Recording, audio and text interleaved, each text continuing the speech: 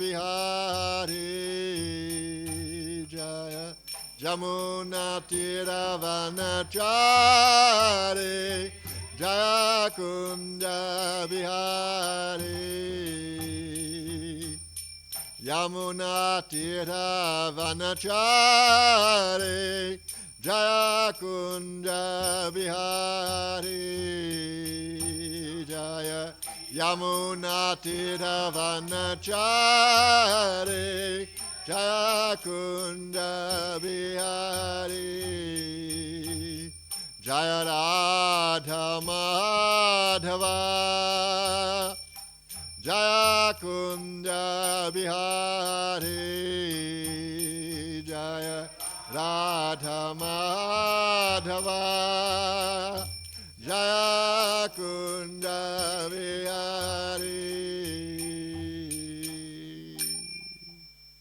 Sisi Radha Madhava Ki Jai Sisi Radha Gokunanda Ki Jai Sri Panchatattva Bhagavana Ki Jai Sri Guru Parampara Ki Jai Srila Prabhupada Ki Jai Srila Guru Maharaj Ki Jai Samaveta Bhaktivinoda Ki Jai Gauda Premanandi Hari Hari Hari Bol.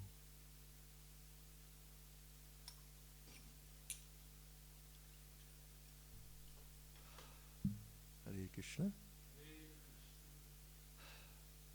So today's topic is about adhikar.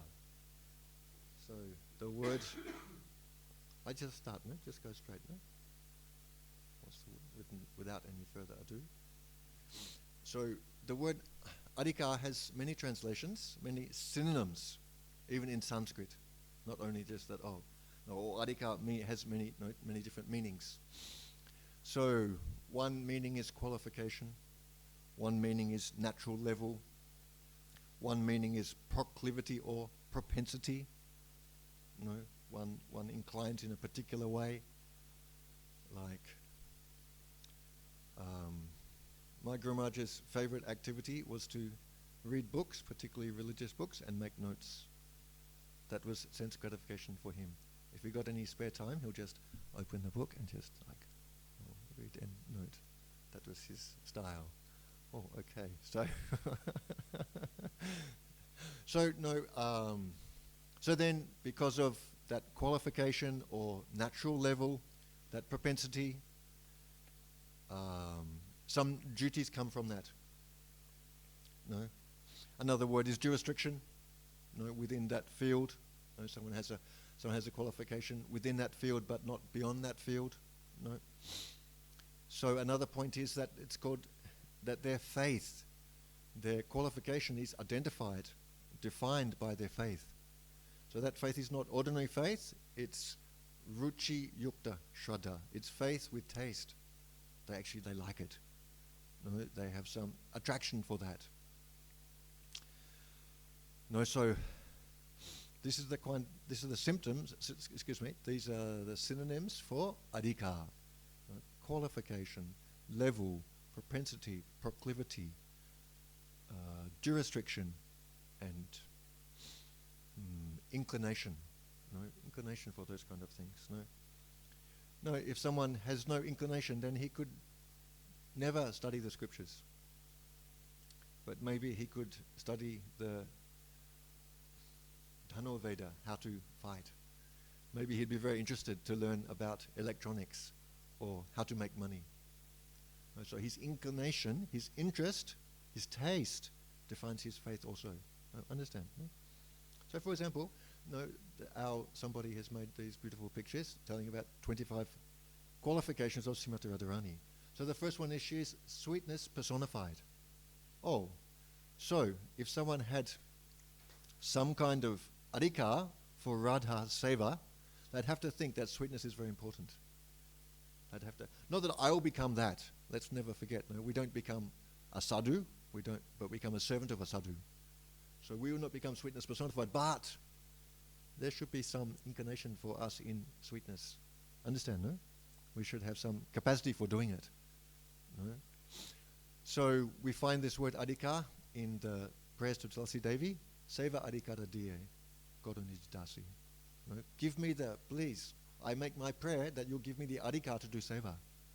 oh, okay, that's interesting.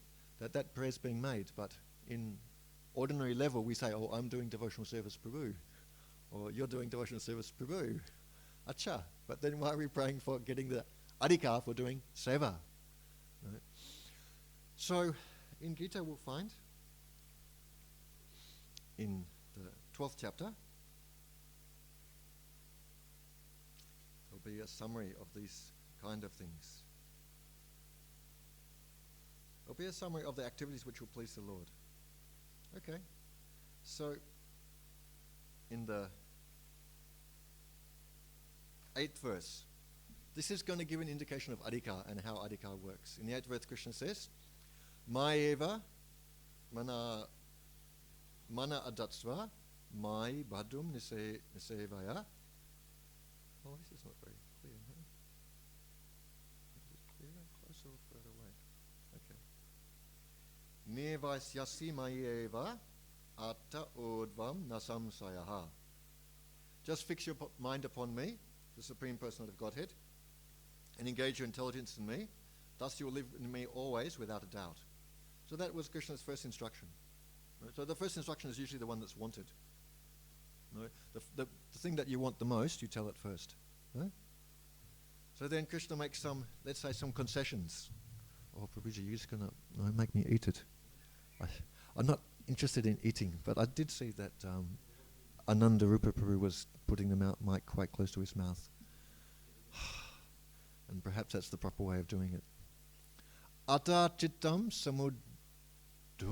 samudhatum na samsnoksi mai stiram abhyasa yogena tato mam ijagatum duna jaya. My dear Arjuna, O winner of wealth, if you cannot fix your mind upon me without deviation, then follow the regulative principles of bhakti yoga. In this way, develop a desire to attain me. So, if you cannot do that, then this. No, so now it becomes conditional. Before it wasn't conditional. Before it was, do this. And then Krishna came to understand, oh, okay, not everybody can do this. Because Krishna's not speaking only to Arjuna. He's speaking to the whole human beings through Arjuna. No? So Krishna became cognizant, oh, okay, maybe this is not practical for everybody. Put my mind on me without deviation. No? Put my mind on me without deviation. Intelligence in me. Then you will live in me always. Oh. Right? So Krishna realized not everyone can do that. So, okay, never mind. If you can't fix your mind upon me without deviation, then follow the regulative principles of bhakti yoga. Right? That means, okay, if you can't do that, then here's a concession. Manmana bhava mad bhakti. Mad bhakto, no? Okay, put your mind on me, or, okay, at least become my devotee. No? In this way, develop a desire to attain me. See, the word desire comes. No? When the word, that means the first person who is fixing his mind on Krishna always, he has a desire to attain Krishna. No, and here it's saying that no, by performing devotional service, he will develop a desire. Can you see there's two different levels? This is the whole point. We're trying to define the different levels. No? So the first person he obviously has a desire. That's why his mind's always on Krishna. What you have a desire for, your mind goes there. What you have an attachment to, your mind goes there. It's natural. Does a businessman have difficulty remembering how much money he's got in the bank? You can call him up at 2 o'clock in the morning and he just wakes up and say, oh, ICC, okay, in UOB, okay. No, he can tell all things, no? Does a mother have difficulty remembering her child? Oh, I left it on the bus. Yeah, right. They make a t-shirt. Oh, I left my child on the bus. Yeah, right. It's just completely, it doesn't happen in that way, no? Because there's attraction, there's attachment leading, coming to attachment, then mind automatically goes there. No, there's some taste in that matter. So first adhikar was actually bhava bhakti, something, no? Manmana bhava, Krishna says, no? In 934 and also 1865. No? So, no, that means that there's some Buddha bhava samanvita, some taste, some feeling for that matter, no? That our mind is in Krishna. So, okay, never mind. If you can't do that, then at least put your mind in me and develop a desire to attain me. That is the central point, no? That means this person hasn't got a desire, but the first person has. No? We're trying to keep the qualification different, no? So then, in the next verse, Krishna says, Abhyasipi asamatosi mat karma pradamo bhava madatum apikamani kodvan siddhim avapsiti. If you cannot practice the regulations of bhakti yoga, then just try to work for me. Because by working for me, you'll come to the perfect stage. No, so can you see, this isn't that we're coming down no, that was, the second level was practice bhakti yoga. The first level was think of me, perfect bhakti yoga. Always thinking of me, always dwelling in me, intelligence fixed in me, and always desirous of attaining me, no, wanting to come to me. So second one, okay, you haven't got that desire, never mind, then at least perform devotional service. Follow the principles of devotional service, because they have some capacity to create that desire. No? So Rupa Goswami give example about how the practice can create the feeling.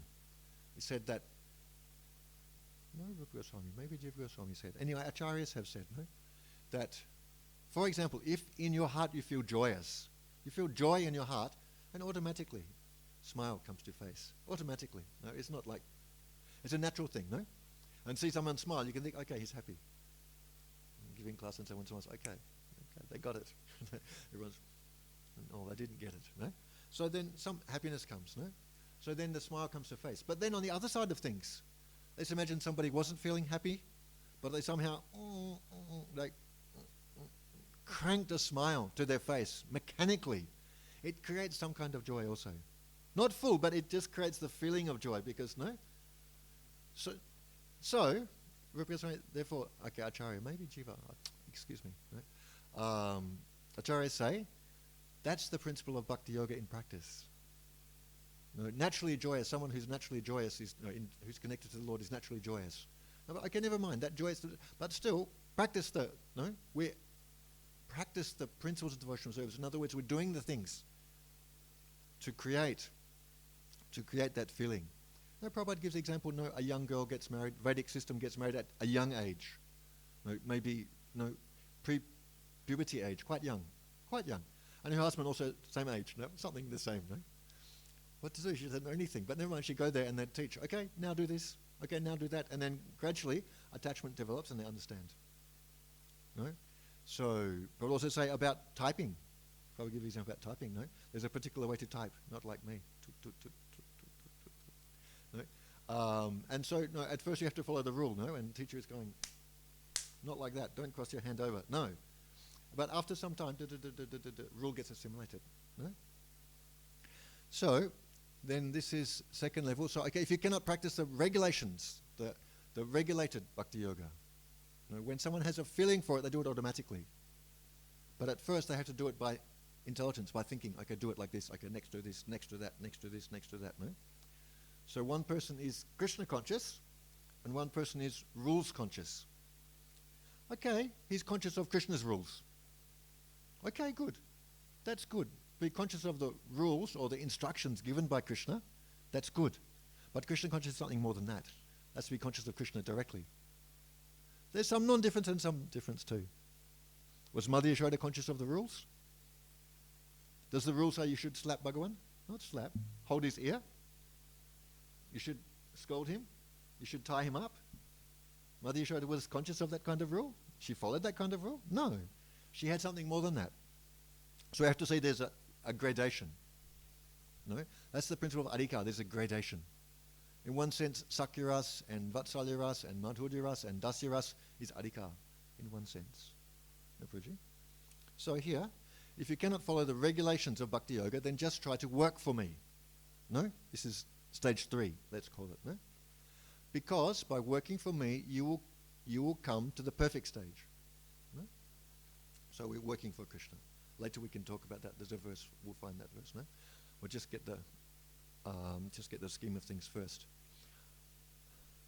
Ataitad apiyasaktosi katum madhyogam ashritaha sarvakama palatyagum tata kuru yuktatmavan. If, however, you are unable to work in this consciousness of me, that it has to be offered to me, then try to act, giving up the results of your work, and try to be self-situated. So therefore, Therefore, the principle of being directly, probably good discussion in the purport, no? The principle of being directly connected to Krishna is not available to that person. By circumstance, external circumstance or internal circumstance. External circumstance, maybe he's in a place where Krishna is forbidden to be even mentioned by name, no? So many possibilities like that. Or internally, he can't make that connection to Krishna. He doesn't have faith. Faith is not a forced thing, it's a natural thing. There's nothing forced in devotional service, it's natural. No? So someone to come to devotional service, we have to learn how to come from nature. So if we act from our nature, then actually we see who we are, and it's a bit scary. Because we may think that we're somebody else. Because we put the polish on. No? It's not unreasonable. But no, we put the polish on and we think, oh, I'm the polished person. But actually, underneath it all, there's something else. But actually, we need to learn to act from our nature. Because when we act from our nature, that will be acting according to adhikar. And then acting from our nature, we might discover, oh, I'm not quite as elevated as I thought I was. Oh, I thought I was a brahmana, but actually I get angry all the time. I'm desirous of many things. But it's good, because it's the truth. Let's not forget that point. The truth is important and valuable, no? Being desirous of the truth is a preliminary qualification of being desirous for the absolute truth. So, seeing that acting and behaving in a natural way, seeing that nature, then we realize actually, in ordinary language, where we're at. We can realize that, we can understand that. Then we have reason to pray to Krishna. Oh, Krishna, please elevate me. If I'm acting in an artificial way, no, obviously I'm going to act better than I am, then I won't feel strongly the need to pray. Because I'm already good. I'm already doing well. But if I'm acting from my nature, then I'll have to say, oh, yeah, there's quite a lot of purification needed. That's what spiritual advancement means. Spiritual advancement means the heart gets purified. So from the actual proper behavior it comes from heart. So when we start learning, we get encouraged by loving encouragement in sadhu sangha. This is what sadhu sangha is. It's loving encouragement. Now, when it says associate with the devotees, it doesn't just mean hang out with the people who happen to have joined the society. No, that's a convenient definition, but it's not scriptural. It's hardly truthful. Devotee means he has connection to Krishna. He has love for Krishna, or at least a desire, or he has connection to someone who has love for Krishna. So his sangha is loving. So the beginning of loving sangha, the first symptom of loving sangha is someone is encouraging. If someone is discouraging, speaks disparagingly to somebody else, no question of love. A loving person uplifts. No, he forgives. No, he supports. He has sweetness. He doesn't have sourness, bitterness, sharpness. He's not sharp. How will it be sharp? Maybe eventually maybe something is wrong, but no need to be sharp unnecessarily and without relationship. No? So, in loving sangha, then someone will feel encouraged. And the first encouragement is to accept himself as he is. As he is, that means he's acting now on his adhikar. That's important. If we don't act according to our adhikar, if we don't encourage each other to act according to adhikar, how can we make any progress at all? We haven't got our feet on the ground.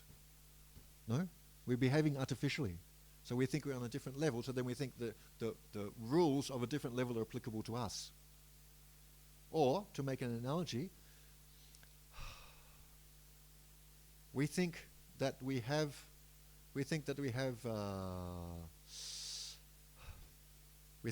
heart problems, but actually we have jaundice. We're taking the wrong medicine. The medicine is not correct because the diagnosis is not correct. Can you understand the point, no? For a certain person, certain instructions are going to be relevant, and for a different person, they're going to be relevant. So it comes in terms of their level. Someone maybe, here Krishna is giving 4 different levels. Actually, there's one more. Next verse says, Shreyam hi jnanam abhyasaj jnana dhyanam vivisyate dhyanat karma pala tyagas tyagat chantim Adantadam. Oh, I think it's another, in the 18th chapter also this phrase comes, Jagat Chanti Adantadam. If you cannot take to this practice, the practice of giving up the results of your work and being self-situated, if you cannot take to that practice, then engage in the cultivation of knowledge. No? So then now Krishna will go back up. Better than knowledge, however, is meditation. And better than meditation is renunciation of the fruits of action. For by such renunciation one can attain peace of mind. So at different levels. Now he's going back up again, no? Okay, so cultivate knowledge at least. Okay, or develop meditative capacity. Or renounce the fruits of your action. Because by that renunciation we can attain peace of mind. Okay, then now Krishna describes bhakti directly in the next verses, no? So there's different levels. No, there's one of the bhajans of Narottam Das Thakur, which Prabhupada often sings. Gaurangeda Dutipada, no? Gauranga Guneti Jhuri Nitya Lila Tarispuri Sai Jana Bhakati Adhikari. The person who always thinks about the guna, the qualities of Chaitanya Mahaprabhu. For him, the lila will manifest before him. That person has the adhikar for bhakti. Oh, that person is performing devotional service. Prabhu. Oh, no, he's always meditating on Mahaprabhu's qualities, and he's seeing Mahaprabhu's lila. Not 100% all the time. Spuri. Spuri means like glimpses. It's coming, no? It's manifesting. So adhikar is, no, bhakti adhikar is not something cheap, no? It's not something ordinary. It's not easily gotten. It has to be bestowed upon us. There's no achieving of it. We have to remember the very important aphorism from the 11th canto. Bhaktya sanjataya bhaktya. Bhakti is born from bhakti, no? That also means bhakti gives rise to bhakti. We have to remember this point. So that means, how are you going to get it? No, the example I always say, no, is like a mango. How are you going to get a mango? Oh, how are you going to get a mango fruit? Oh, you need a mango seed. Acha. From where we get a mango seed? Oh, from the fruit. Now we're stuck. No fruit, no seed, no seed, no fruit. How are you going to get it? That's why mercy is needed. We get entered, like it's a cycle, like a system, a circle.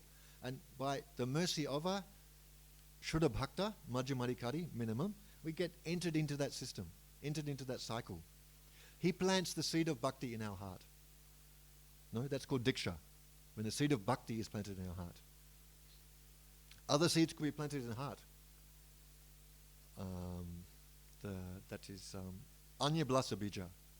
Karma Bija and Jnana Bija could be planted in the heart, or Bhakti Bija could be planted in the heart. Depends on the qualification of the person. If they're sincere. Brahmanda Brahmati Kon Bhagyavana Jiva, Guru Krishna Prasadi Pai, Bhakti Lata Bija. If someone's very fortunate, he gets Bhakti Lata Bija, the creeper of Bhakti, the seed, he gets that seed. Prabhupada said, the seed is available. Karma seed and Jnana seed. No? So if someone has, so then how will we know what someone feels inclined to? Now, for example, someone may hear the phrase that, they may hear the shloka, Dibya Jnanam Tato Dadyat. That, Diksha means that you get Dibya Jnan. Oh, knowledge. Okay, very good. He'll jump at that thought, knowledge. But actually, what's that knowledge? It's relationship. It's knowledge of Krishna, which means connection to Krishna. Sambandha Jnan. No? You understand it doesn't mean you got knowledge. It means you actually feel that connection. You understand, you realize that connection with Krishna. Not necessarily immediately, completely, precisely, but at first, I'm connected to Krishna. Kendi bole, Ohi Krishna Amitava Das. Getting sadhusanga nija tattva. He understands himself. Ami Krishna Das. He cries before Krishna. I'm your servant. Kendi bolo. He cries. Bhaktivinoda Thakur says, in Prema Vivata, Jagannatha Pandit says, Kendi bole, Ohe Krishna Amitava Das.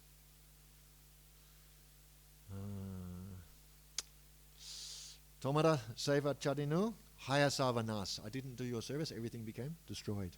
So anyway, he realizes I'm Krishna Das. That is coming in Sadhusanga. Technically that's called Dibya Jnana. Dibya Jnanam Tato Dadyat. Sava Papasya Sankshayam. Desakai Tattvako Vidai. This is Diksha. Diksha means that Dibya Gyan is given. So someone who has gotten Diksha, he has Bhakti Adhikar. So the important point is that mercy is the way to improve our adhikar. Actually, mercy is the thing that improves anything. Somebody helps us. We don't help ourselves. We can help ourselves only to become the best that at our level, but we can't up the level, actually. The adhikar has to be there. So someone who is on a higher adhikar, they can bestow adhikar. Understand? That is blessing, that is mercy. That's why Mahaprabhu is saying Trinadapi Sniccha. Why is that? Because the humble person is a natural recipient of mercy. The proud person is not the recipient of mercy. The rain falls everywhere, but it doesn't stay on the mountains. It runs away from the mountains. It goes to the valleys. The mountain is high and dry. The valley is low, and it collects all the mercy. And the rivers go in the valleys, no? They go through the lowland. So it's an important point, no? That the humility is there, then someone can improve their adhikar. Otherwise, no improvement of adhikar. No actual improvement. Artificial improvement, but not real improvement. The adhikar hasn't increased. All that's increased is the amount of pressure we're putting ourselves to perform activities. It's not spiritual advancement. No? It's not spiritual advancement. No, we can increase our chanting to 64 from, or whatever, 32, or I don't know, 24 by fired up, Prabhu. No, but has our taste increased? If our taste increased, then the improvement of activities would be natural, because our adhikar's increased. Understand, no? Taste, no? Desire was mentioned before by Krishna, no? The taste has to be there. At least the desire has to be there. When that is there, then we follow that. So we should identify what's in our heart and follow that. Then we can be acting according to adhikar. Otherwise, it's called anadhikar. Not karj. Anyway, I won't say anadhikar karj, but acting outside of adhikar. We shouldn't act outside of adhikar. It's not beneficial. No? There's a verse in the 11th canto which is central to this whole discussion. Sway swayadika janista saiguna pariketita ubayas to dosa syad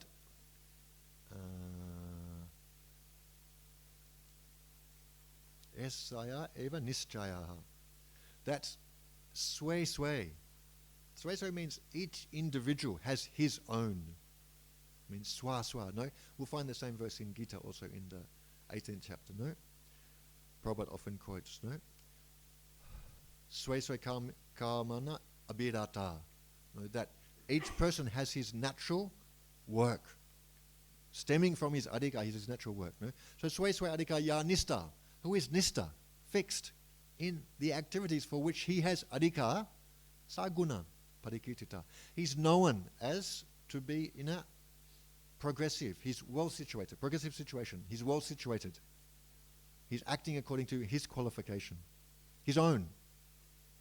So this is guna. Ubayas dosa syad. If he's doing something else, excuse me, no. Oh, vipadyita dosa syad. If he's doing something else, that is not guna, that is dosa. Oh, and ubayas, that two guna and dosa should be known by this criteria. So, conveniently we say, the activities of a brahmana are elevated, therefore they are good. The activities of a sudra are somewhat degraded, therefore they are bad. Conveniently we say it in that way, and we think it in that way. But this kind of convenience, Srimad Bhagavatam doesn't give us. Someone who's willing who's interested to learn, is willing to give up the convenient concepts, convenient fiction, sometimes someone says, no? The convenient concepts, and actually to go for the truth. So it's convenient to say Brahmana is good, Brahmana Karja is good, and Sudra is bad, and Sudra Karja is bad. It's convenient to say it in that way. I'm just trying to make it black and white, no? But this is not what this verse of Srimad Bhagavatam says. No.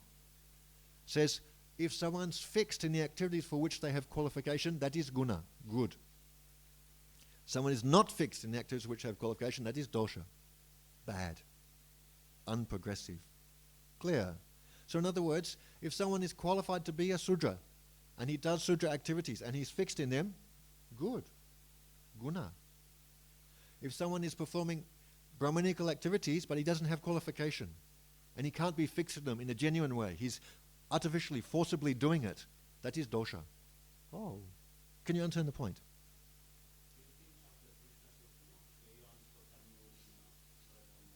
Yes. Yes. And also earlier, maybe in the 3rd chapter as well. No? So that is, no?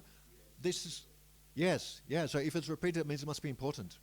No? It must be important. No? Which number 18, Paruji, since you mentioned? Never mind. No, it's okay. I can also find in the 3rd chapter. Oh, okay, you look that side, I'll look this side, no? Swayam Sadhama. Okay, not before there, a little bit, back a little bit. No. Here we go, in 335 and 18 something as well, no? Swayan Sadhama Viguna Paradhama Swanontitat. Swadami Nidanam Shreya Paradhama Bhayavaha. We have to know there's going to be similarity between Gita and Bhagavatam.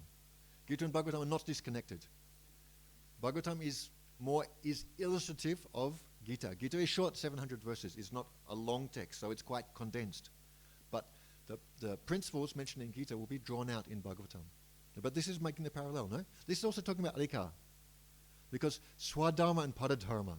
So what defines swadharma, my dharma, and someone else's dharma? Adhikar. No? Adhikar defines it. What's my duty and what's someone else's duty depend on adhikar. So, this in the 3rd chapter, the translation is given, it is far better to discharge one's prescribed duties, even though faultily, than another duties perfectly. Destruction in the course of performing one's own duty is better than engaging in another's duties, for to follow another's path is dangerous. Now, this is about adhikar. So, what is my prescribed duty? It depends on my adhikar. For the Sudra, he should behave in this way. For the Vaishya, he should behave in this way. For the Kshatriya, he should behave in this way. For the Kayastha, he should behave in this way. For the Brahmana, he should behave in this way. Although they're prescribed, but the thing is that there's all different sets of activities. So which one is meant for me? Like there's all different medicines in the pharmacy. Which one is meant for me? The doctor knows. No? Then, I like that one. Why? Oh, because I like the color of the label. All my friends are using that one, so I should use that one too. Otherwise, they'll think something else. They'll think I'm different. No? Guru defines it. The person who can define your adhikar, he is Guru. If you can find someone who can define your adhikar, lovingly define your adhikar, you can take shiksha from him. Krishna can speak through him. You can take diksha from him too, or you can take shiksha from him. No? He can define your adhikar, because if you engage in your adhikar, swa adhikar, you engage in your adhikar activities, that is guna. Now here, no? Here Krishna says that better to one's own prescribed duties, even with faults. Even with faults. Like you can't do it perfectly, but it's your duty.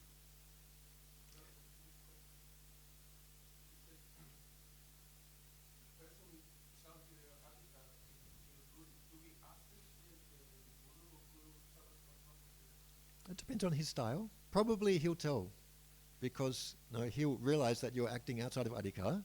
First things first, he'll be favorably inclined towards yourself because you behaved in such a way that he was happy. Otherwise, he won't see you. If you're not invoking his mercy, he won't apply his attention. Because Guru knows everything, but actually he doesn't know everything. He just chants Hare Krishna, be happy. He just chant Hare Krishna, be happy. But like a doctor walks around, he could see everybody's by looking their face. By so many things, he could see so many symptoms of how their health is, but he doesn't. He turns it off. It's turned off, that capacity, But when someone attracts his attention, then he turns it on. So in the case of a doctor, we go to his and say, Dr. G, what's happening to me? He says, no. He says, no. He does his little tests in different ways, and then he applies his attention to our condition. But if he met you just walked past you on the street, he won't just like, this person has this person has that, this person needs this. It's turned off, So a sadhu, it's turned off, but if somehow we attract his attention, Bhaktisiddhanta Thakur said, don't try to see Krishna, act in such a way Krishna tries to see you. So the same is applicable to Guru, to a sadhu. Don't try to see the sadhu and figure out, oh, he's this, he's that, oh, this one is good, this one is not good, blah, blah, blah. We have no vision into them. Naham Prakasha Savasya Yogamaya Sumadvita. No? Yogamaya is covering. So the thing is, if we attract the attention of a sadhu, then he'll look at us, oh, okay, and he'll look. When my Guru Maharaj met Jagat Atma Prabhu, who you all know, he just saw him and he looked at him and said, oh, what's your name, Prabhu? He said, Jagat Atma Das. And he said, oh, Jagat Atma. Then you can tell. When a sadhu talks in that way, that means he's thinking. He's like connecting with Paramatma. He'll go quiet a little bit and then he'll come back with something. As you can see that point if a sadhu is doing, no? You can feel it actually. More importantly, you can feel it. You can imitate it externally, but you can feel it, no? If you're there, you'll think, oh. No, he's somewhere else. He's talking to Paramatma. Sadhu means he talks to Paramatma, no? That's the whole point. Anyway, so then he'll see what's our adhikar. So then probably he'll just give us clues. Oh, Prabhu. No? Somehow he'll find out a way to give us clues. Because sadhu has a merciful purpose. But we have to be cooperative. So he's not going to force onto us. Sometimes sadhus are forceful, but to whom? To their disciples. No? Someone who's already approached, who's already said, no, sisyas te ham sadimam tam prapanam. I'm surrendering to you. I'm not your friend, I'm your disciple, so please instruct me. No? So someone who hasn't done that, sadhu won't be, no, of course not. That will be a breach of Trinadapi Snicca Bhav. Towards Sisya, he has to do it. He has that duty, no? A parent is not Trinadapi Snicca towards his naughty child, mischievous child. No? Must. But to somebody else's child, there's no contract, there's no agenda for that, no? He just let it be. He'd not even pay attention. He's misbehaved. What to say, no? So, sadhu he'll see our adhikar when we attract his attention, which we can only do by sincerity. No? And also Krishna might just like make a match. Krishna will just make him to see us. If Krishna agrees that he should be our guru, then he'll make the sadhu to see us. You know? And then he'll see us, then he'll start giving indications to us and attract our attention. And then eventually he can define our adhikar. Oh, Prabhu, you should. No? So, first we should get attracted to the sadhu. First we should get some attracted. And we should feel some faith, natural faith in him. Again, swabhavik. That means from nature, not forced. Not because everybody's liking him, so I should like him too. But actually, naturally you incline towards, no? So then he can indicate what our adhikar is. No? One time Mahaprabhu was talking to devotees. Which devotees were they? I don't know. Anyway, Raghunandan Thakur was one. Shivananda Sain was another. Another was Mukunda, one of the Mukundas. So he said to Shivananda Sain, he said, you should earn money, and with that money you should take care of the devotees. So that was his instruction. So it was matching his adhikar. To another one said, you should worship Krishna. You should worship Krishna. That means the murti, they were standing in the front of a temple, no? And so in front of that temple there's a tree that, I don't know what kind of tree. Can't remember, I'm forgetting the name of it. But anyway, one of the nice flower trees. And there's the murti, Radha Krishna or something like that. And then the tree every day gives 2 flowers. So one flower he put Radha, one for Krishna, no? Just like that, no? But anyway, that's his adhikar, no? And, the other one was Vaidya Mukunda. He said, you should, in your position as a physician, you should treat people materially and spiritually.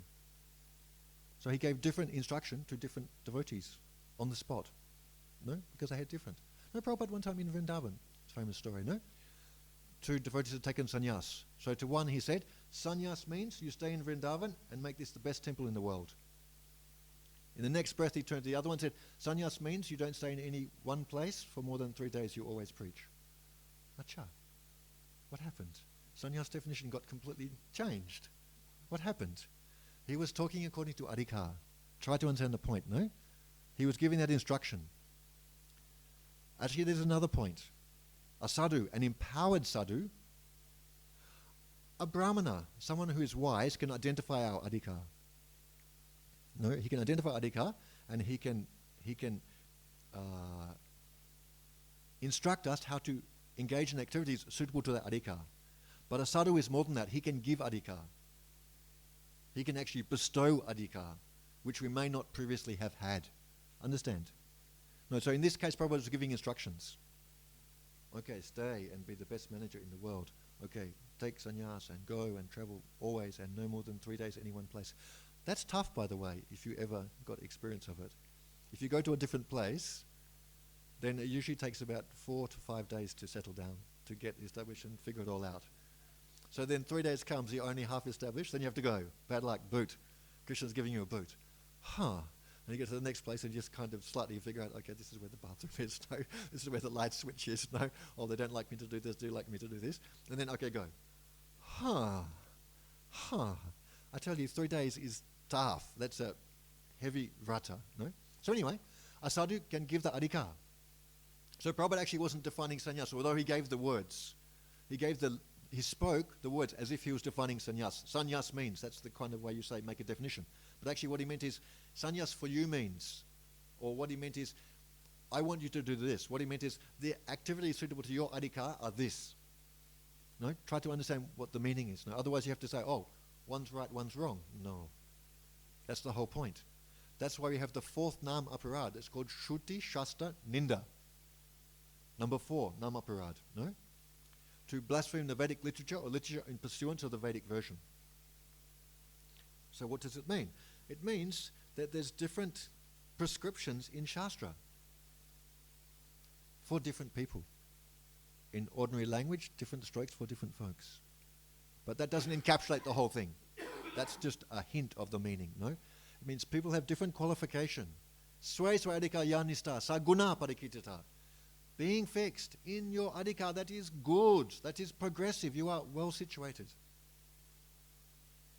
And not being fixed in your adhikar is dosa. It's faulty.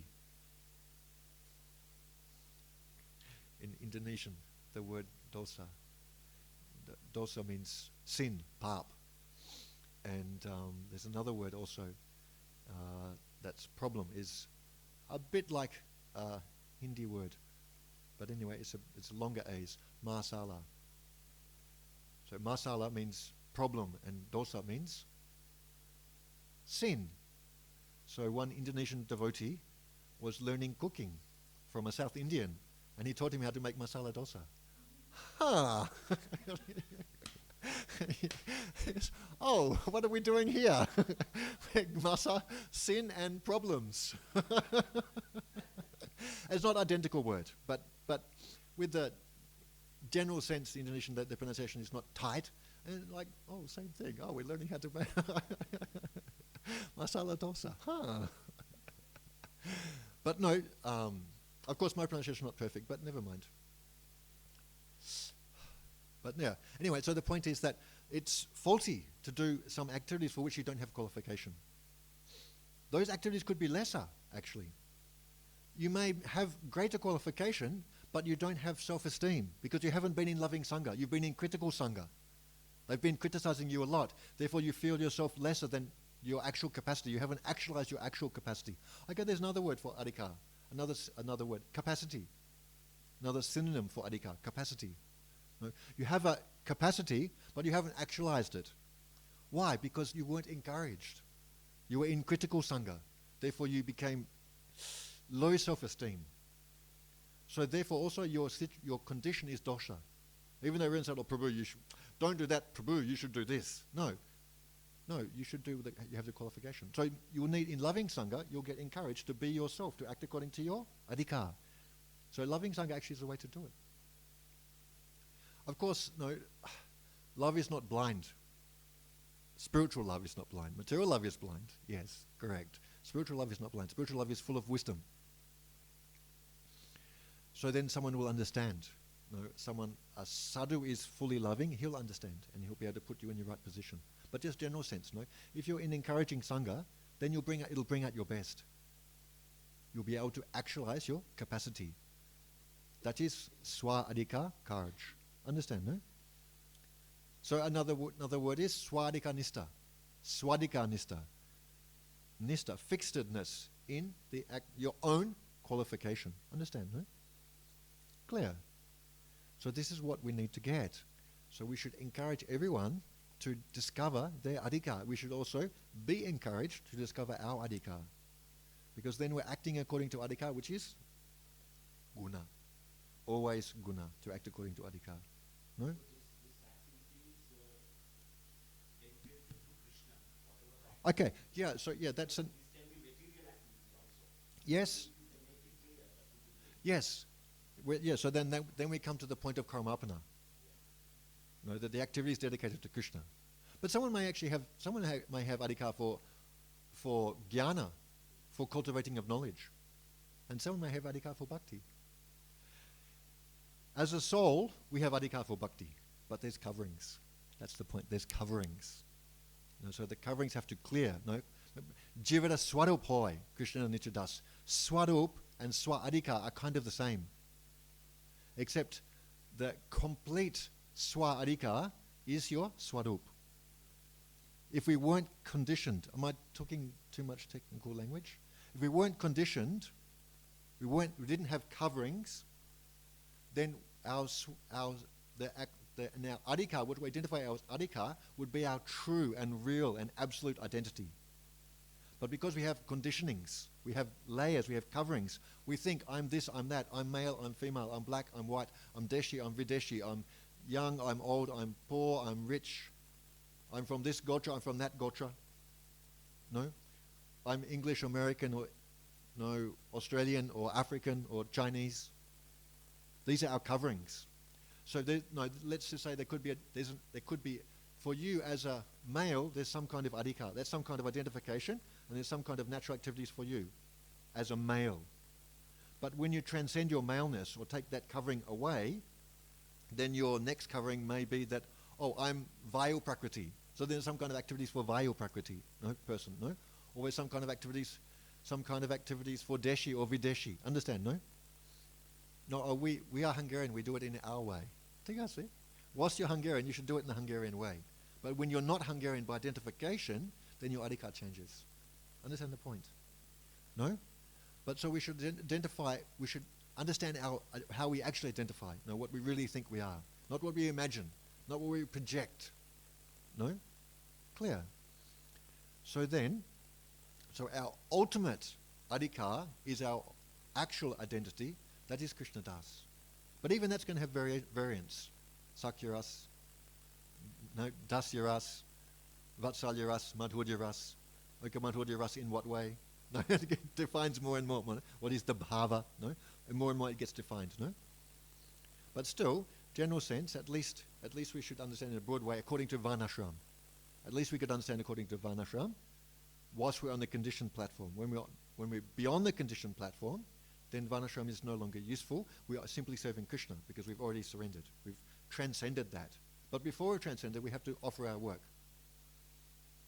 So we'll start on that point next class, the offering of work.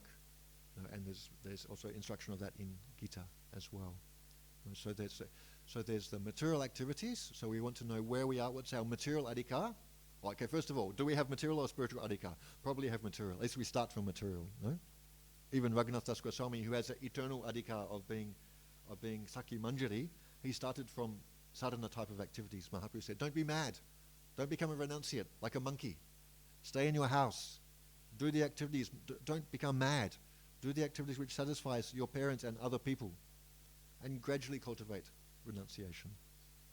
No? And then later he said, okay, now that you've come to a point of renunciation, then okay, don't dress beautifully.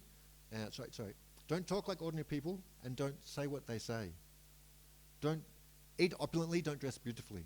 Always think of Radha Krishna in Vrindavan. So that was one Raghunath Das Goswami, the same person, given instruction by the same Guru, Mahaprabhu. But his adhikar changed, therefore instruction changed. Try to understand the point. No, one size fits all. No. No. Adhikar Tattva is not like that. Sway Adhikar. Each individual, he has his own. And this is the same Raghunatha Swami. And no, some time later, let's just say 5 years later, I don't know, I can't recollect any timing being given. Let's just say 5 years later. 5 years later, he had the Adhikar for renunciation, and therefore he and Krishna gave him the chance to renounce and become renounced. He went to Puri and he became Swadupeda Raghu. Mahaprabhu gave him some instruction and keep him in the care of Sarup Damodar Goswami, and he did all activities, but he was very renounced. And Mahaprabhu gave him a different set of instructions. First he gave him one set of instructions, then he gave him a different set of instructions. The same person. So why does that? Because at that time that was his adhikar. So Mahaprabhu gave him instructions according to his adhikar. And if he was fixed in them, good, guna. What happened? By being fixed in the activities for which he was qualified, what happened? His qualification increased. When his qualification increased, then Mahaprabhu identified that increased. This is for random, no? Mahaprabhu as a sadhu identified that increased, that changed qualification and gave him new instructions. No? Because the adhikar changed. So then he got a different set of activities. Clear? So the activities that we do, they have to match our adhikar. That is proper. Therefore, knowing adhikar is important. But no, actually, we don't have to know. Only the guru has to know. And he'll just say, do this. Another sense, which is concluding, another sense, our activity may not change. He may say, serve Krishna. One devotee in Indonesia, one Mataji said, what is my duty? And then she asked her spiritual master, oh, Venam Prabhu.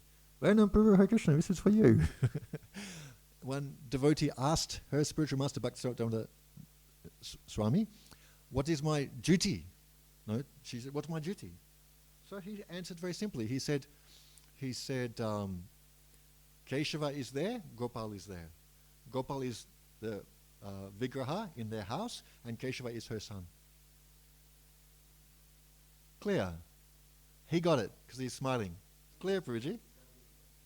Yeah, so it's very easy. You can see he's smiling. He got it. You're not smiling. Didn't get it. No problems. I'm not faulting. I'm just saying it's good.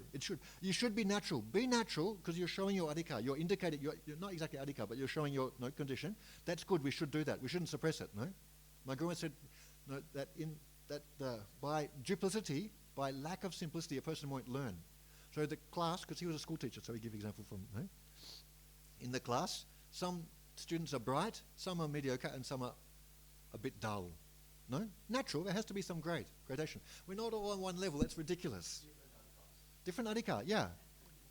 Anyone who wants to say we're all on one level is absolutely, is dreaming. It's a complete delusion. We're not on one level. We have equal value but different qualification. That's the important point to remember, no? Anyway, so then teacher gives a shiksha, whatever it might be. And so the bright ones, of course, they get it. Click, no problems. Yes, concluding. No? Okay, I've got a bit enough. Till what? No, let's just conclude anyway, because I feel like we've come to a nice. I'll just conclude this point. It'll be soon enough, no? Within 5 to 10 minutes. Oh, you said 9:30. Oh, sorry, I was thinking 9. Okay. Well, no, that's not the defining factor. So, okay, let's take a few steps back. So, first of all, about simplicity, no, and how it's required. So, in the class, the teacher has given shiksha. So those who are bright, so teacher G says, do you understand? So those who are bright are, oh yes, of course. And it's true. Those who are mediocre, yeah, we understand. No, because they probably do understand, but it's like a bit challenging, but they kind of got it, no? But those who are dull, they wouldn't have understood. But if they're looking around, everybody saying yes, yes, yes, then they say, oh yes, but actually didn't understand. So what happens? What happens next? Next is, they should have gotten some further shiksha. They needed further shiksha. But because they weren't simple, they didn't get it. If they would have said, Teacher G, I don't understand. Then teacher just, okay, so. And teacher would explain in a different way. No? That's what teacher can do, no? Explain in different ways one topic. That's the teacher. Explain one topic in one way, that's a machine. No? So then he'll explain. So then the student who needs attention will get attention. because he asked it. Indirectly he asked it, no? Okay, so this is an example of adhikar, no? So I was mentioning, I don't know if you heard, but anyway. So then one Mataji in Indonesia, she's disciple of Bhakti Swarupadana Maharaj, and she asked him, what is my duty? Guru Maharaj, what is my duty? So he just simply said, oh, Keshava is there, Gopal is there. So Keshava is the name of her son. She has another son now. Or, I don't know, now she might have another one as well, but at least she got one more after that. And Gopal is the murti in her house. So in other words, she should serve. She should serve Gopal, the murti, in her house, and she should take care of her son. No? My Guru Maharaj told a story which is alluded to by the gopis about Harishchandra. Harishchandra, king. So long story, so many details, very interesting also. He was tested. He was tested on his point of truthfulness. But anyway, that all those things I won't tell, but just one thing. So he was separated from his wife, actually, because he had to go to... Anyway, he got in difficulty. The rishi gave him trouble because it was all a test. But anyway, so then his wife was just thinking two things. How can I serve my husband, and how can I protect my son? Those were the two things that she was thinking about, even in a difficult situation. He actually had to sell her to become a servant in the house of somebody else. And all different things he was terribly tested. But anyway, never mind. That I don't want to talk about all those things. I just want to talk about what was going through her mind in that difficult situation. How can I serve my husband? How can I protect my son? So that was the duties matching her adhikar. No? Because I'm a woman. I'm a mother, I'm a wife. That was her identification. So ultimately she's not a mother and a wife. Ultimately she's Krishna Das. And because of the body, she's a mother and a wife. But if she had a different body, she won't be a mother and a wife. In her next life, she probably wouldn't be a mother and a wife. But now she is. So those are the activities matching her identification. So our level of identification also defines our adhikar. No? How we're identifying, then there'll be some natural activities to that. And how we're identifying, we're coming from our nature. No? So whilst we're still identifying with the body, then there's a nature of that body. So that'll define our adhikar, the activities which are suitable for us. Understand? No? So transcending the body, not so easy as it might sound. Artificially repressing the pushings of the body is possible, but actually identifying with something different than the body is not easy at all. It requires a lot of purification. So therefore, we'll have to work with our bodily identification, our bodily-based duties based on our birth. No? So therefore the principle of jati comes up based on birth, because mostly we identify with that situation into which we're born. Because we were born into that situation because of our consciousness. Yam yam vapi smaranam bhavam, chante ante kalevaram, tam tam eva iti kauntaya, sadatad bhava bhavitaha. What was our consciousness? The bhava, our consciousness at the time of our leaving our last body, it's created the next body for us. Not exactly created, Dhaivi netrena, that the devas have created that body, but based on that blueprint. Blueprint is coming from our consciousness. They read it and then they made it. No? Yeah, Kamana Deva Nitrana. Thank you. Yes. No, they made it based on our karma creates our consciousness. By our activities we create our consciousness. So then we're getting that body. So then we're born that body because actually we needed to be there. That was the culmination of our bhava, of our previous life's activities. So therefore we got there. So there's a reason we got there in that particular body, in that particular place. No, with those particular guna and dosha in that body, all our whatever we've got. No? So there's a good reason that we can identify with it. No, there's lots of reason because it's actually tailor-made for our consciousness. Literally tailor-made for our consciousness. So it's to not identify with the body, to get beyond bodily identification is very difficult. So our duties will probably match our body, our jati. But sometimes someone gets born in different ways. Get born in somewhere that they don't exactly deserve in one sense. Yudhishthira Maharaj was speaking with Nahusa, serpent. Nahusa was a great king. He became Indra because of his sacrifices. He became Indra. And the other Indra, let's call him, he made a aparad, therefore he fell down. So Nahusa became Indra, and then he became proud, and he engaged the rishis in carrying him on a palanquin, because he was just proud, and somehow he kicked one of them with his foot. Because he's proud, in pride, someone becomes blind. They can do anything. They can do anything. So doing anything close to sadhus is dangerous. If you have the qualification of doing anything, then better don't be too close to the sadhus, because you're going to put your foot in it. No, bull in a china shop. No, so if you're a bull, don't go to a china shop. No, so I'm not trying to make it pejorative and put values to it, but just try to get the point. No, we have to know what's the right place for a right person. No, everyone. No, then everything will be smooth. We put the bulls together, it's fine. They'll fight with each other, but we don't put the bulls with the lambs, because they'll get crushed and broken. Not a perfect example, but just trying to get the point. No, anyway, so then he got cursed to become a serpent, a snake. So then that snake also somehow he had the benediction that anybody who's in his grips, like, that was not a biting snake, but a coiling snake. I think we call python, anaconda, those kind of snakes, and they can get quite big. Right? So they don't actually bite with poison; they suffocate, and they can fight with lions, even elephants. No, oh dear, watch out. Anyway, dangerous place. Only one of the only dangerous animals Australia doesn't have. The rest of them we have. So, Bhimasen, this was the time that the Pandavas were in jungle, and so Bhimasen, he somehow came near to that serpent, and the serpent coiled around him. So Bhimasen knows, I'm strong, I can do anything, no problems. So he wasn't worried. Let him coil around me, no problems. I'll just break it, no, like Krishna broke Kaliya. No? But then, oh, I can't break it. Then he's in trouble. So then, along comes Yudhisthira, seeing Bhimasen in trouble. And Yudhisthira Maharaj is, oh, you seem to be a very wonderful serpent. How is it that you're defeating my brother? And he told the story.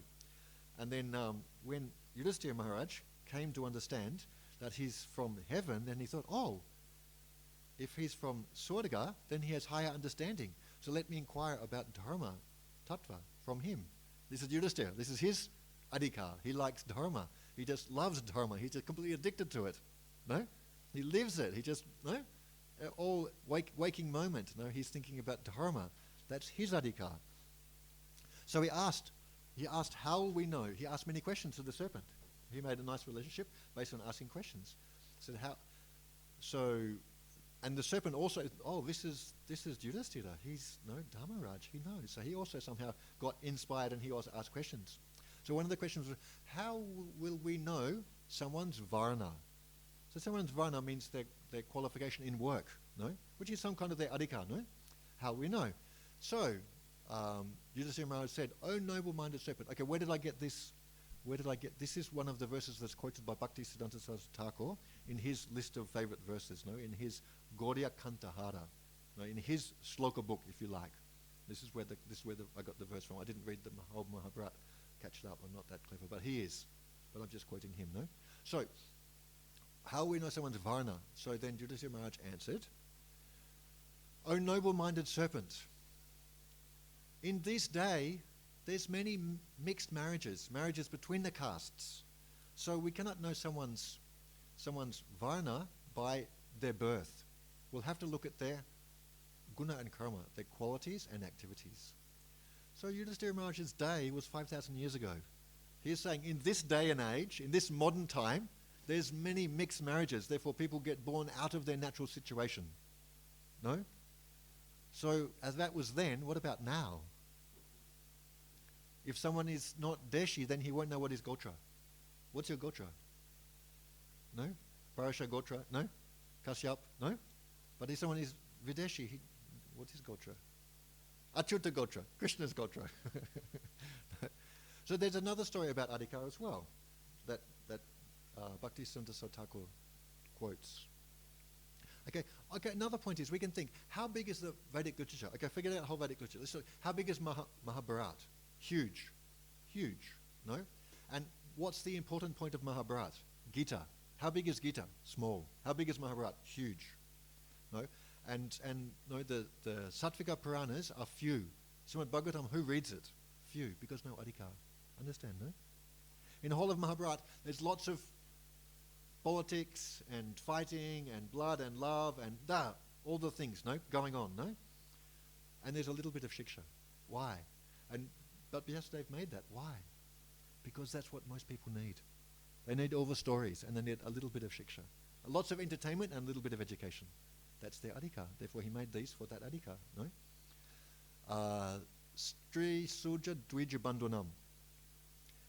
For those people, I made Mahabharata. For those people who have the qualification of undeveloped intelligence. Dvija Bandhunam.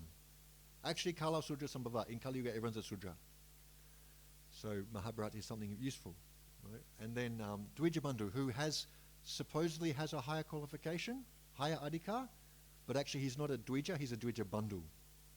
This term you understand?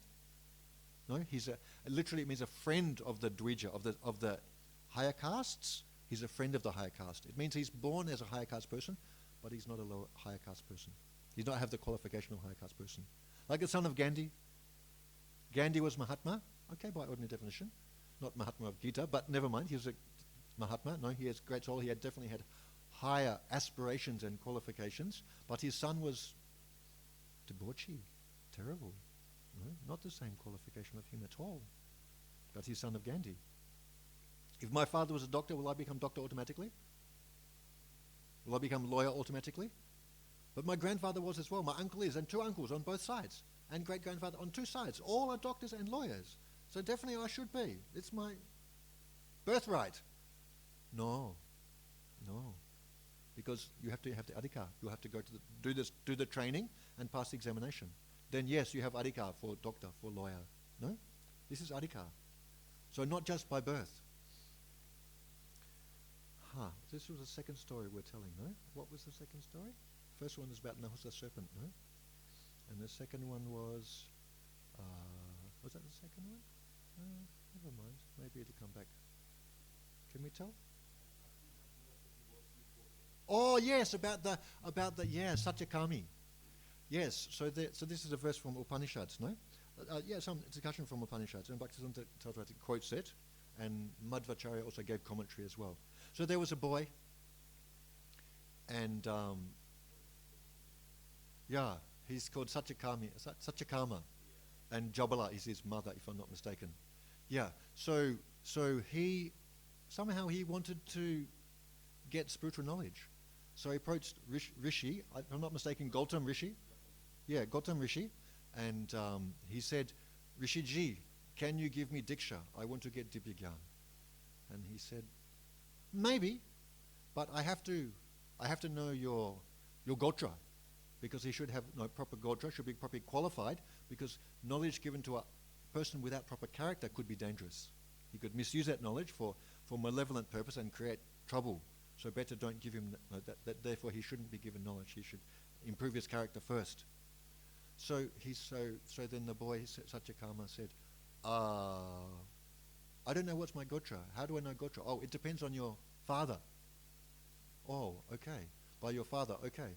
So then he went and asked his mother, oh mother, I need to get Dibya Gyan from Gautam, so I need to know my Gotra, so I don't know my Gotra. What is my Gotra? It depends. He said it depends on my father.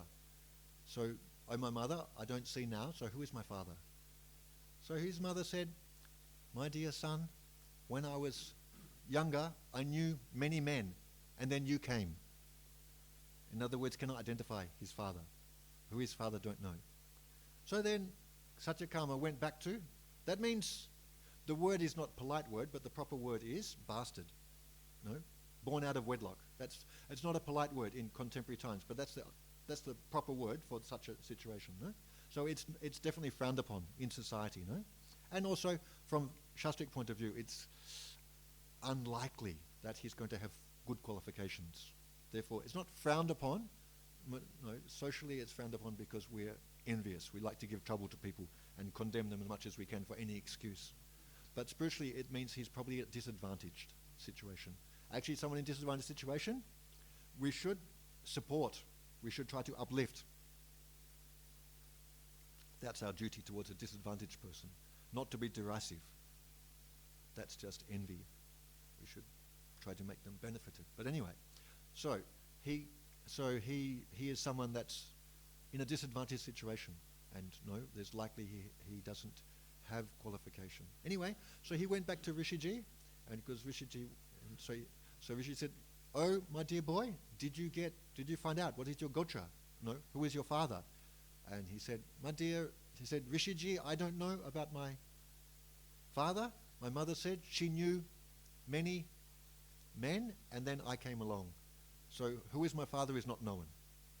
He just told to the Rishi like that. So who can admit that? Who can say that? "Oh, I'm a bastard child." No one can say it. So Rishiji said, "Oh dear boy, go to the river and take bath. I'll give you Diksha immediately." So what's the purport? Purport is needed. No, purport is needed. Purport is, he spoke the truth. The unpalatable, the slap myself in the face truth, he spoke it immediately, directly, without any hesitation. That means he is truth-loving. Truth-loving is a quality of Brahmana. So therefore he's going to give him Brahman Diksha.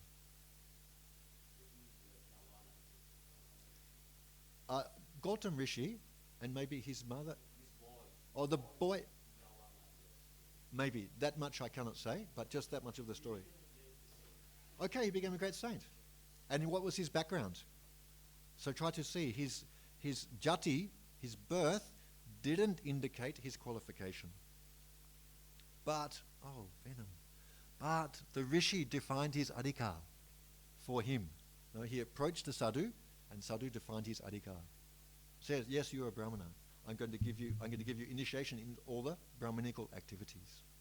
No? Clear. So this is the important factor. That a sadhu will define our adhikar. Even he can impart an adhikar as well. Sadhus have that kind of capacity. No? In his Bhajan Rahasya, Bhaktivinoda Thakur quotes one verse from Vishnu Purana which says, "The person who has executed Varnashram Dham perfectly, executed his duties of Varnashram perfectly for 100 births, onto his tongue the holy name comes." Oh, that means he can just chant Hare Krishna. That person doing 100 births of pure Varnashram duty, he can just chant Hare Krishna. Oh, but then the sadhus are telling, chant Hare Krishna. And they don't mean, yes, Priji, they don't mean anything. Hare Krishna. They don't mean just chant the namabhas or the syllables. They mean chant the pure name. Chant the name of Krishna, which requires purification of 100 births of pure Varnashram activity. That's what they mean. So how are we going to do it? Yes, Prabhuji got it. That is the mercy of the sadhus. They are giving the adhikar, what would have been generated by 100 births of pure Varnashram activity, they are bestowing it. Try to understand how mercy is the key factor. We can't just chant Hare Krishna. We can't tell somebody just chant Hare Krishna. Because can we give them 100 births of adhikar? 100 pure Varnashram activities, Sukati, we're just going to give it to them. Is that right? So, a sadhu can say, just chant Hare Krishna, because he's got the capacity to give it. But we don't have that capacity. We don't have that capacity. So what should we do? We should try to link those people whom have some faith in us, who we have some affection for. We should try to link them with somebody who has that qualification, who's able to give that adhikar. How should we try to link them? Not by forcing them, by awakening their sukriti, by encouraging them in sincerity, then the sadhu will find them. We can't do the matchmaking. That's Krishna's job. Don't be Krishna. We're not Krishna. That's our problem. We think we're Krishna. We're not Krishna. We think we're Krishna as the enjoyer. We think we're Krishna as the controller. No. That's not our adhikar. That's not our adhikar. Our adhikar is to be the servant of Krishna. So we can prepare others for the service of Krishna. That's the best thing we can do. And also we can prepare or improve ourselves in the service of Krishna. That's the best thing we can do. We can't matchmake. No? Mahaprabhu said, on my instruction become guru, but he didn't mean give diksha. He didn't mean become a sannyasi. In the purports you can see what Prabhupada says. He said, no, tell them about Krishna. It means guru, yes, vatma pradashaka guru, the person who shows the path of bhakti. No? How does the verse go? No? Wherever you go, whomever you meet, tell them about Krishna. Become guru in that way. Yes. Oi? Tad? Adesh. Yes, Adesh. Adesh means your place. No? Who you meet in your place. Another word of adhikar in one sense is your jurisdiction, your place. Adesh, this place. But he's talking to him. This place means your place. In your place, instruct people about Krishna. No? Doesn't mean become Diksha Guru. No, it just means tell them, hey, you're Krishna Das, you know. No? Just like that, no? To the extent they're able to assimilate. Don't Bible bash them. No? To the extent they're able to assimilate, no? In that way, become Guru. Prabhupada said, no need to change from being doctor, lawyer, and engineer. In the purport, Prabhupada says like that. No. Another time he said, in the same section, no need to take so many disciples. No. So let someone who's qualified as Guru, be Guru. But we can be Vatma Prajashika Guru. Like Dhruva Maharaj got instruction from his mother that you should find Lord Narayan. Or you should go to the forest. Usually the rishis, they find Lord Narayan in the forest. So she was considered Guru in that way. So no, try to get the right definition. If we're acting outside of adhikar, that's no good. If I don't have qualification for Guru, but everyone is flattering me that, oh Prabhuji, you're very good, you should become Guru, and I just accept that, Bhagavatam says, be careful. Be careful. You're surrounding yourself by unqualified people, then you might misjudge your adhikar. So actually we become Guru on the instruction of Mahaprabhu, on the instruction of Mahaprabhu through our Guru, Diksha or Shiksha. Right? But if I don't have qualification for Guru and I do, it's dosha for me. What about the people who are following me? No? Try to understand. If I'm not qualified and I act according to my outside of my qualification, how can I influence positively anybody? I'm in trouble and I put them in more trouble. Bhaktisiddhanta Thakur quotes a verse from Upanishads. Give example about a boat. If there's a boat made of stone, what happens if you step into that stone boat? The boat sinks and the passenger sinks. So what happens if you show appropriate respect, show respect appropriate to a brahmana, which basically means treating him like Guru, to an unqualified brahmana? He goes to hell and you also go to hell. The boat sinks, because the boat goes across the ocean, no? The boat sinks and the passengers sink. So he was acting outside of adhikar. So therefore we also should take care. No? We can't help anybody beyond our capacity. If I'm not swa-adhikarnista, how I can make somebody else swa-adhikarnista? No? So I should be swa-adhikarnista. I should get the mercy of Sadhu Guru Vaishnav, who are available, who are always available, because Krishna knows that we need their mercy to become qualified in bhakti, to become qualified to come to him. That's only Krishna's purpose in this material world. Otherwise, daryate yayidam jagat. Otherwise the material world is only here for our purpose. But Krishna has one purpose, to give mercy. So those persons who are fully qualified for giving mercy, such persons are ever present in this material world. Sa Mahatma Sudulabham, very rare but present, not absent, never absent. Never absent. No, that's a mistake. Some people who understand themselves as followers of Srila Prabhupada say that the personalities who are qualified, fully qualified to deliver themselves from the material world don't exist. Only Prabhupada was such a personality, and there will be no more. Therefore we should all align ourselves solely with Prabhupada. That's a mistake. Shastra doesn't support that point. The personalities who connect us with Krishna are always present, because Krishna always wants jivas to connect to Krishna. They're always present. Not plentiful. but present. No? So because the thing is we have the misunderstanding that no, there is no such qualified person, therefore let me do it myself, then we act outside of our qualification. Then the stone boat sinks, and so do the passengers. Be careful. It's a heavy example, but that's what he said. Bhaktisiddhanta said. So we have to be quite careful about that point. No, so yes, become guru in that general sense. Vatma praja. No, try to incline people towards Krishna. No, yes, that's good, because that's everyone's requirement, also our requirement. No?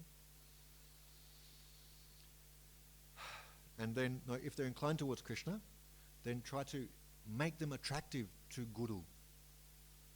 Because Guru selects. Actually, in ultimate sense, Guru selects, not disciple selects. Guru accepts. No? We go to a multinational company. Do we select the multinational company that we're going to engage in the service of? Or do they select us? No? We go to get a job. No? Are we the one who chooses the job we get, or are they the one who chooses? No? Guru actually chooses us. But he makes us inclined towards him. Right? He first sees us, then he makes us to see him. Still, we have to follow what we see. So therefore, Shastra says, yes, follow the Guru you're attracted to. But Guru created the attraction. Otherwise, Yogamaya, Samavita. He's covered by Yogamaya. He's not dancing before us. Guru doesn't dance before us. We dance before him. No? So we should dance nicely. And then Guru will be attracted. Then he'll reveal himself to us, some portion of his glories. Then we'll be attracted. So we should encourage others also to become attractive to Guru and Krishna. Then Guru and Krishna will accept them. And then Guru Krishna, that will be the way for them to find Guru. They can also pray. Krishna, please let me find that person who can bring me to you. No? But we can't matchmake, because that's Krishna's job. We don't have adhikar for that. We don't know their adhikar. We don't know our adhikar. How are we not going to know their adhikar? No. How are we going to connect them to the right person? That's called delusions of grandeur. We think that we know more, that we think that we're greater than we are. That's outside of our adhikar. No? Okay, Hare Krishna, now it's definitely 9:30. Okay, so we'll come to the verse about Karmadikar from Bhagavad Gita, and then also we'll try and get a bit of a look through the gradations mentioned in the Madhya Lila, chapter 8. Mahaprabhu is speaking with Ramananda Roy, speaking about the gradations. This is a whole discussion about adhikar, no? And then later it gets to Shuddha Bhakti, and then it gets even more and more defined. No? But that later section we may not go into, because we may not have adhikar for that. But at least the earlier section we should certainly go into, no? So that was the plan. That's part of the plan. No? We'll start from the verse from Yadashnashi, that verse, the Karmapana verse from Gita, tomorrow. Hare Krishna. Okay. Are we going to invite questions, or are we just going to conclude? Some questions have come out already.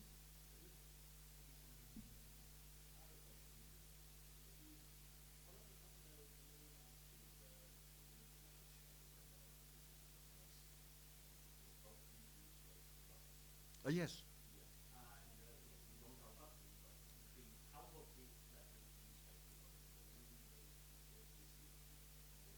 Yeah. Yes. Those who have bhakti.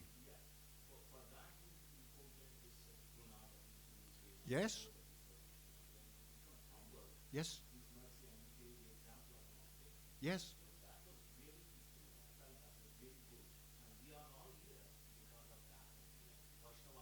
Yes, Prajit. Yes. Yes, it's right.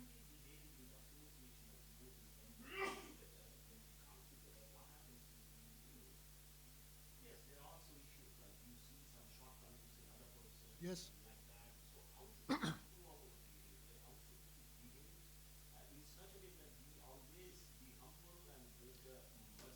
In one word, yeah, in one word we behave properly, no? So, what's the definition of Kanishta Adhikari?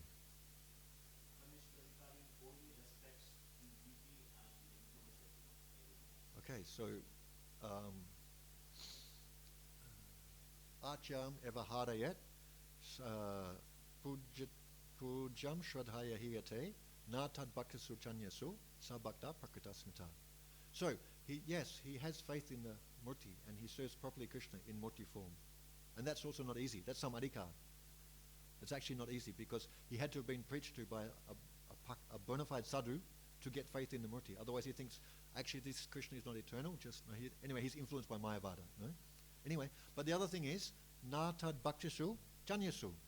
The Murti is Krishna, so connected to Krishna is his devotees, and also the other people also are indirectly connected to Krishna. But he doesn't deal properly with the ordinary people, with the devotees. He doesn't deal properly with the others, means everybody else, Anya. Useful word, no? So, but the Majjhima, he has different qualification. Ishwareshu tadidineshu, balisesu disatsucha, prema maitri kripa upeksha, ya karoti, the Majjhima. The Majjhima, he has different qualification. He deals properly with everybody. He deals properly with Krishna, prema. He deals properly with the devotees, maitri. He deals properly with the innocent people, kripa. He deals properly with the the envious people, upeksha. So, if you want to know how to deal properly, actually, the real way is elevate yourself. Please, Sadhu Guru Vaishnav, that you'll get blessing to become elevated to Madhyam Adhikar. From Madhyam Adhikar, you'll deal properly. From Kanishta Adhikar, you'll deal improperly. What else to say? I can't give any tricks.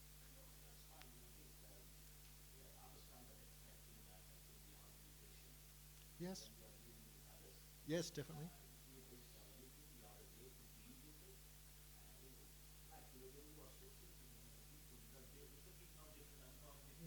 Yes.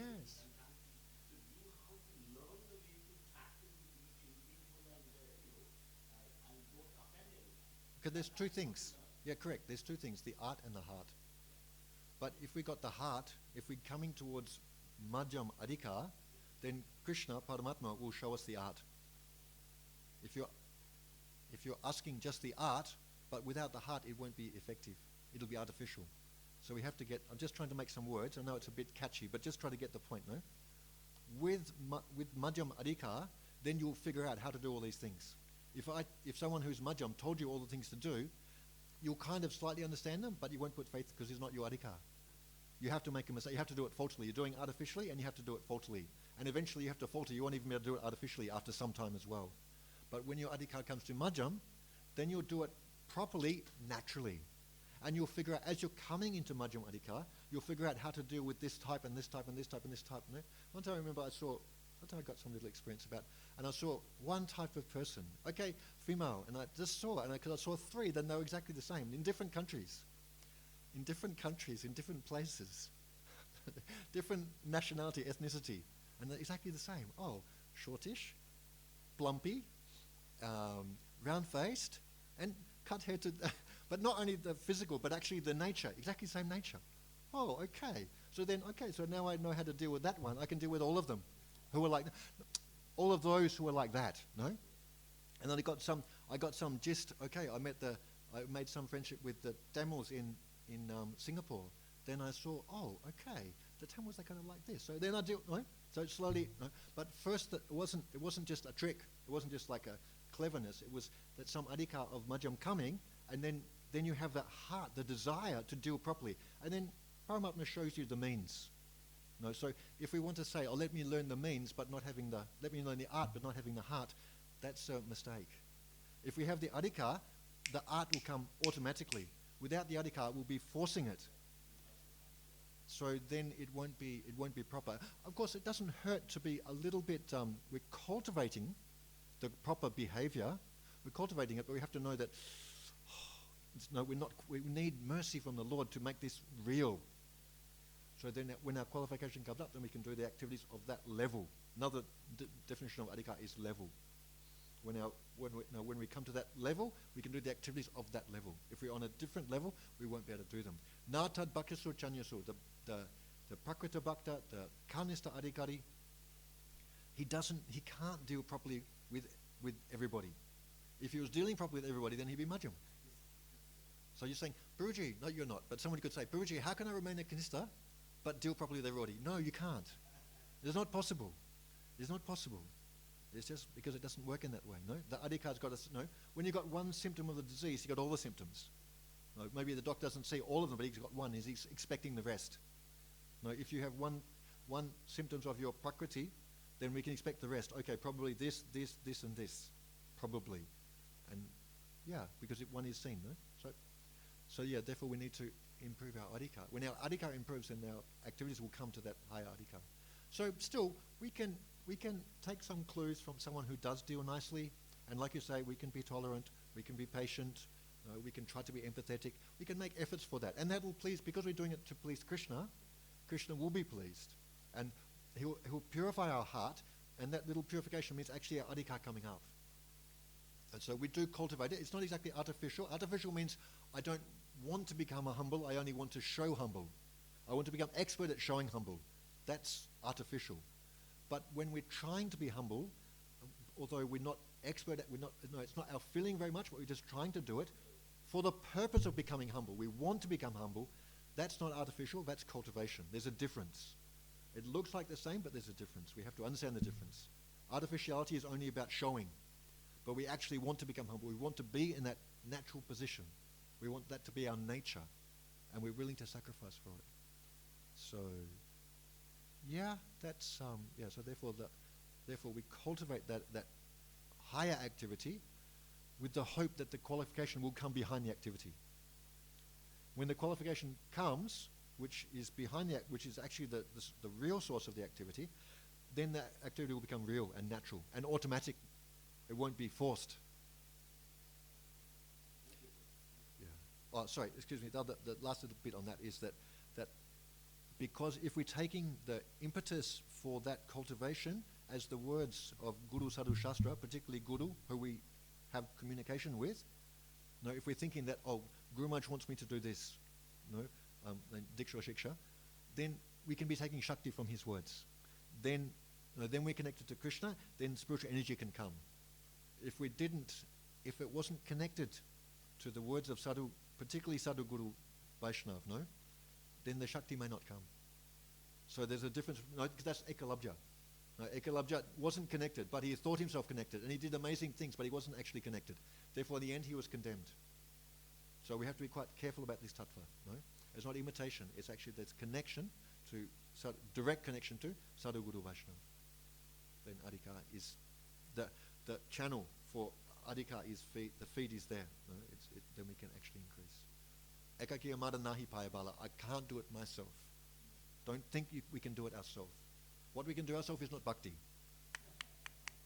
Because we're taking mercy out of the equation. If you take mercy out of the equation, it's not bhakti. It might be jnana, or it might just simply be artificial. But it won't be bhakti, because bhakti is born from mercy. Bhakti is born from the merciful component of bhakti. That's his Vishwanath Chakravarti's discussion. We can make it long, but I'm just telling it short. Hare Krishna. Thank you. Anyway, tomorrow. Jai Shri Prabhupada ki jai.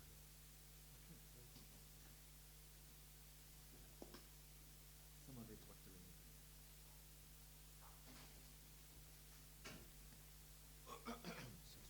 This Gaudiya Kantamala you mentioned, Kantahara. Yeah, it's a verse. How many It's a book. verses there?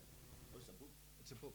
How many verses there? How many verses? Don't know, but a lot. There's about 18 chapters. 18 chapters. I mean, I can't count, but it's about the book is about 100 pages, and there's that many verses on each I page. never heard of that. Oh, actually. it's translated by our devotees. Gaudiya Kantahara. I will find out. It's translated into English, and it's a nice translation.